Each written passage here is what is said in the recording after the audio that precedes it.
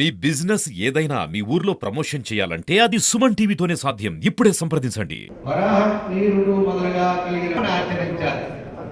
ఈ పంచాంగం అంటే మన యొక్క కాల స్వరూపాన్ని పంచాంగం. పంచాంగ పఠనాన్ని నేను చేస్తున్నాను.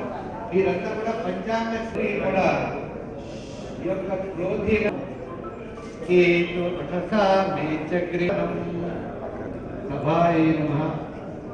సభలో ఉన్నటువంటి పెద్దలు ఇచ్చారా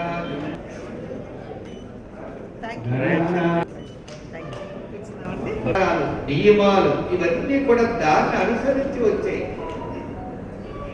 వేదమును అనుసరించి వచ్చాయి.